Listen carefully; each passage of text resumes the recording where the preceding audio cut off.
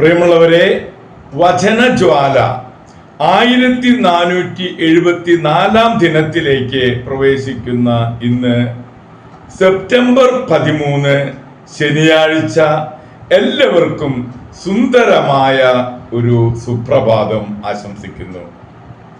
ഇന്നത്തെ വചന വായനയിൽ പ്രഭാഷകൻ 9-ാം അധ്യായം 1 മുതൽ 18 വരെയുള്ള തിരുവാക്യങ്ങളാണ് നാം ശ്രവിക്കുക.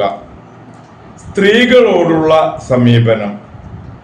ഇഷ്ടഭക്തിയോട് അസൂയ തോന്നരുത്, അവൾക്ക് നിന്നെ വഞ്ചിക്കാൻ തോന്നും.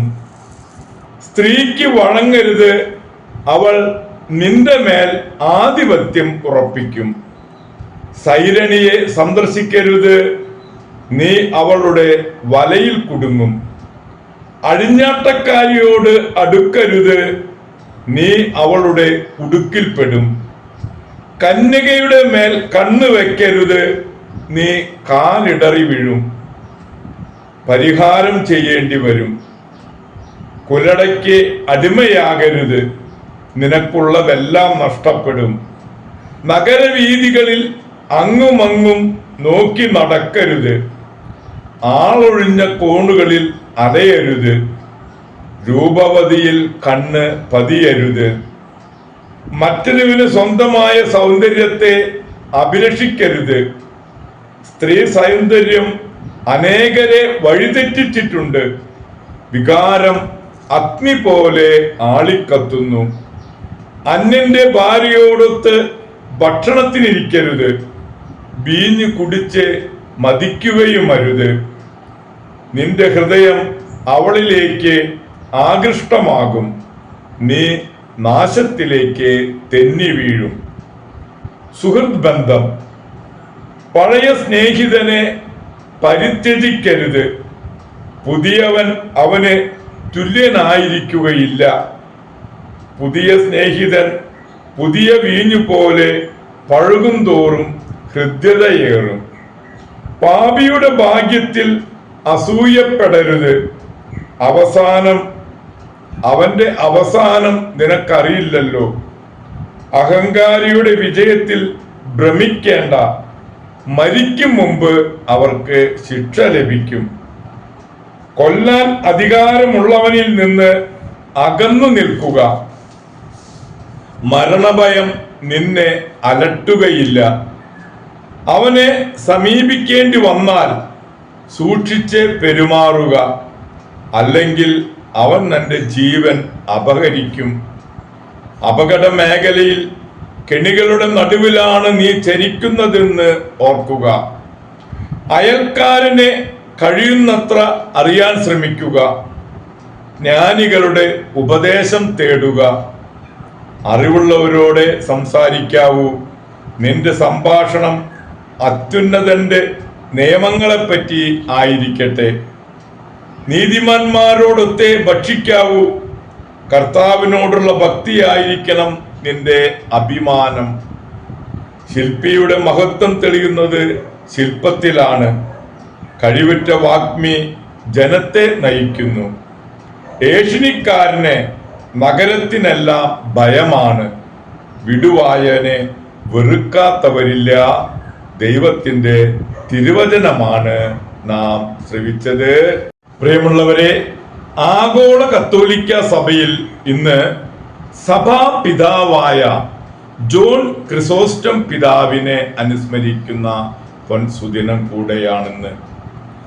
നിസ്തുലനായ ഈ വേദപാരംഗതന്റെ വാഗ്മിത്വത്തെ പരിഗണിച്ച് സ്വർണ ജിഹ്വ എന്നർത്ഥമുള്ള ക്രിസോസ്റ്റം എന്ന അപരനാമം അദ്ദേഹത്തിന് ലഭിച്ചു.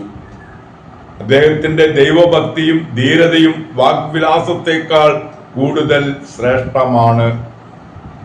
സിറിയയിലെ സൈന്യാധിപനായ സെക്കന്തൂസിന്റെ ഏക പുത്രനാണ് ജോൺ. അമ്മ അന്തൂസയ്ക്ക് 20 വയസ്സുള്ളപ്പോൾ പിതാവായ സെക്കുന്തൂസ് മരിച്ചെങ്കിലും ആ ഭക്തശ്രീ രണ്ടാമതൊരു വിവാഹത്തെപ്പറ്റി ചിന്തിച്ചതേയില്ല. യൗവനത്തിൽ ജോൺ ധരിച്ചിരുന്നത് പരിപരുത്ത വസ്ത്രമായിരുന്നു. ദിനംപ്രതി ഉപവസിച്ചു കൊണ്ടുമിരുന്നു. പ്രാർത്ഥനയിലും വിശുദ്ധ ഗ്രന്ഥ ധ്യാനത്തിലും തൻ്റെ സമയത്തിൻ്റെ അധിക പങ്കും ചെലവഴിച്ചു പോന്നു.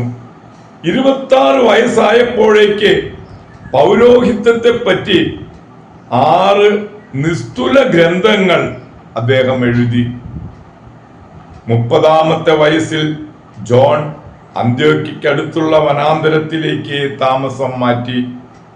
പ്രഭാതം മുഴുവനും പ്രാർത്ഥനയിലും ജ്ഞാനവായനയിലും വിശുദ്ധ ഗ്രന്ഥ ധ്യാനത്തിലും ചിലവഴിച്ചു. 386-ൽ കോൺസ്റ്റാന്റിനേപ്പാളിലെ മെത്രാനായി അഭിഷേകം ചെയ്യപ്പെട്ടു. ബിഷപ്പ് ജോണിന്റെ പ്രസംഗങ്ങളുടെ ഫലം അത്ഭുതകരമായിരുന്നു.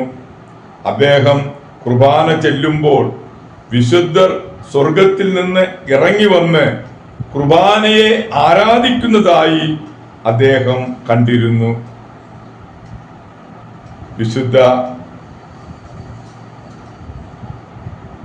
കോൺസ്റ്റാന്റിനേപ്പാളിൽ അദ്ദേഹത്തെ സംപ്രീതനായിരുന്നുവെങ്കിലും തിന്മകളുടെ ഭർസനം ധാരാളം ശത്രുക്കളെ ഉളവാക്കി. 403-ൽ ബിഷപ്പ് ജോൺ ആദ്യമായി നാടുകടത്തപ്പെട്ടുവെങ്കിലും താമസിയാതെ മടക്കി വിളിക്കപ്പെട്ടു. അലക്സാണ്ട്രിയയിലെ ആർച്ച് ബിഷപ്പ് തെയോഫിലോസിനും എവുഡോക്സിയോ ചക്രവർത്തിക്കുമെതിരായി ബിഷപ്പ് ജോൺ ചെയ്ത അഴിമതി ആരോപണങ്ങൾ അവരെ പ്രകോപിപ്പിച്ചു.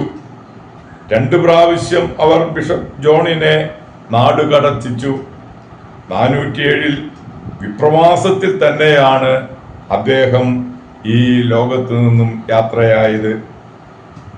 400 നാഴിക ദൂരെ ഒരു സ്ഥലത്താണ് അദ്ദേഹത്തേക്ക് നാട് കടത്തപ്പെട്ടത്. അവിടെ ചിലപ്പോൾ അർദ്ധപ്പട്ടിണിയായിരുന്നു, ചിലപ്പോൾ തണുപ്പ് സഹിക്കേണ്ടിയും വന്നു. യാത്രയിൽ അദ്ദേഹത്തിൻ്റെ രോഗം വർദ്ധിച്ചു. അതിനിടയ്ക്ക് മുഷിഞ്ഞുപോയ വസ്ത്രം മാറി വെള്ളവസ്ത്രം അണിഞ്ഞു, തിരുപ്പാതേയം സ്വീകരിച്ചു.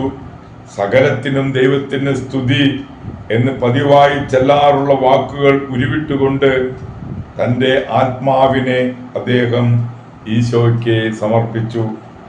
പൗരസ്ത്യ സഭയിലെ 4 മഹാപിതാക്കന്മാരിൽ ഒരാളാണ് ക്രിസോസ്റ്റം.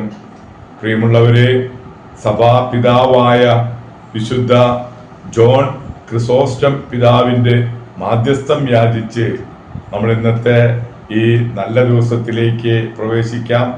എല്ലാവർക്കും നല്ല ഒരു ശനിയാഴ്ച ദിവസം ആശംസിക്കുന്നു. ദൈവം നമ്മെ ഓരോരുത്തരെയും സമൃദ്ധമായി അനുഗ്രഹിക്കട്ടെ.